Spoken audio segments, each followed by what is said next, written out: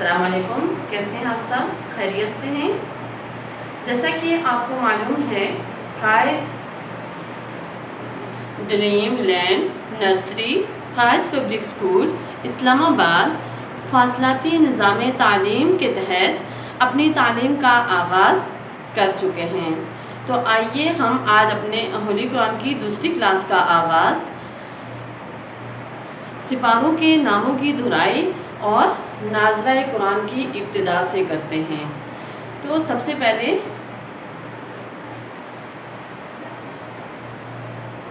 پہلے میں آپ کو سپاروں کے ناموں کے بارے میں بتاتی ہوں۔ سپارہ قرآن پاک کے جز کو کہا جاتا ہے۔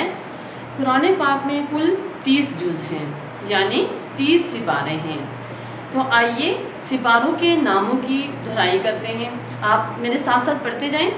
سپاروں کے نام: الف لام میم، سیقول تلک الرسل لن تنالوا البر والمحصنات لا يحب الله وإذا سمعوا ولو أننا قال الملأ واعلموا يعتذرون وما من دابة وما أبرئ ربما سبحان الذي قال ألم اقترب قد أفلح وقال الذين أمن خلق اتل ما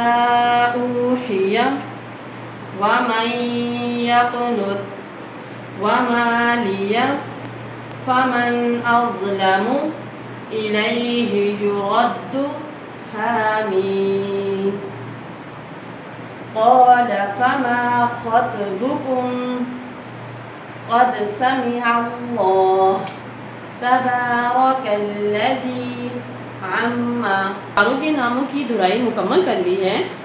اب ہم چلتے ہیں ناظرہ قرآن کی طرف۔ ناظرہ قرآن کی ابتدا کرنے سے پہلے میں آپ کو ناظرہ قرآن پڑھنے کے چند آداب بتاتی چلوں۔ تو میں آپ کو یہ بتاتی چلوں کہ جب ہم تلاوت قرآن پاک کا آغاز کرنے لگتے ہیں تو اس سے پہلے ہمیں باوضو ہو جانا چاہیے، کیونکہ قرآن پاک میں سورۃ الواقعہ میں اللہ تعالیٰ ارشاد فرماتے ہیں لا یمسہ الا المطہرون، نہیں قرآن پاک کو ہاتھ لگا سکتے مگر پاک لوگ، یعنی باوضو ہونا انتہائی ضروری ہے۔ اس کے بعد ہم جب اپنے تلاوت کا آغاز کرتے ہیں اپنے سروں کو ڈھانپ کر قرآن پاک کی تلاوت کا آغاز کرنا چاہیے، اور توجہ کے ساتھ، لگن کے ساتھ، اور بہتر طریقہ یہ ہے کہ تلاوت کرتے ہوئے ہم اپنے ناظرہ قرآن کا آغاز کرتے ہیں۔ آئیے آپ میرے ساتھ ساتھ پڑھتے جائیں۔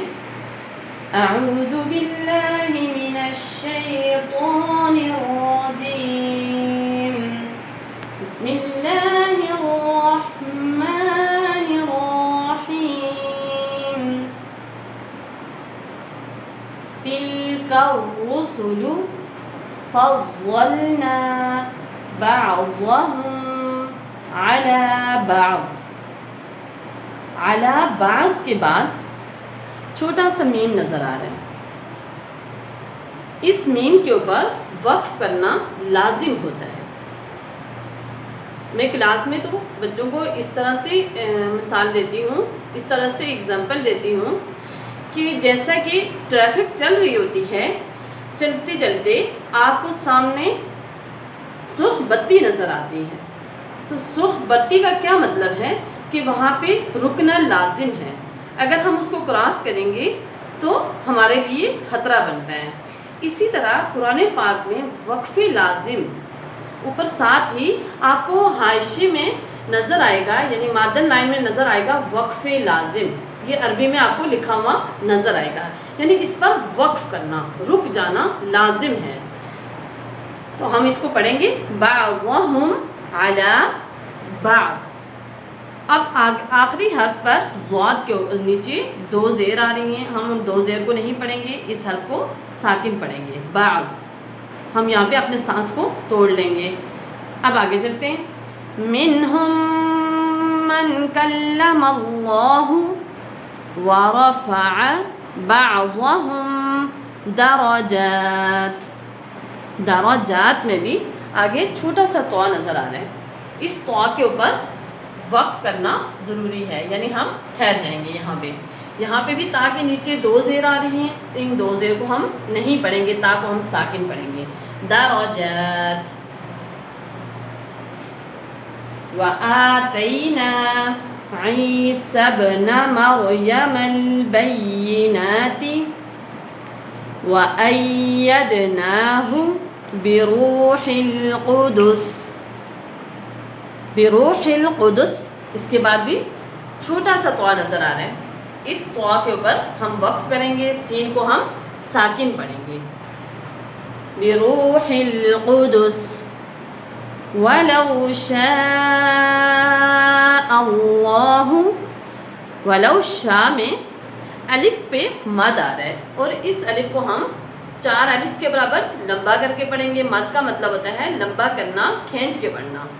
وَلَوْ شَاءَ اللَّهُ، اللہ میں لفظ اللہ کو ہم موٹا کر کے پڑھیں گے، اگر اللہ کے لام سے پہلے زبر یا پیش آ جائے تو اللہ کے لام کو موٹا پڑھا جاتا ہے۔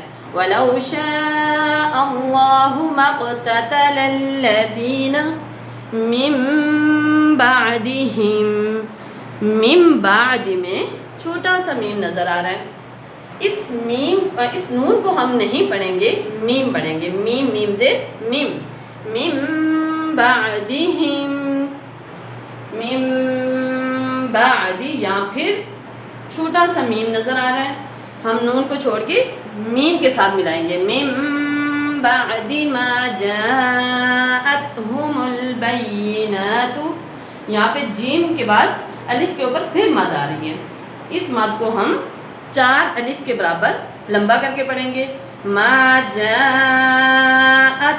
البینات، ما جاءتہم البینات ولکن اختلفوا فمنہم من آمن ومنہم من کفر وَلَوْ شَاءَ اللَّهُ، مد کو لمبا کر کے پڑھتے جائیں، مَا اقْتَتَلُوا وَلَكِنَّ اللَّهَ يَفْعَلُ مَا يُرِيدُ۔ یرید کے بعد آپ کو سرکل نظر آ رہا ہے، یعنی گول دائرہ بنا ہوا ہے، اس کا مطلب ہوتا ہے آیت۔ یہاں پر ہماری تیسرے سپارے کی ایک آیت مکمل ہو چکی ہے، اور کلاس چہارم میں ہم نے تیسرا سپارہ ہی پڑھنا ہے۔ تو آج کا سبق اپنے اختتام پذیر ہوا، اگلے سبق تک کے لیے اپنا بہت زیادہ خیال رکھیے گا۔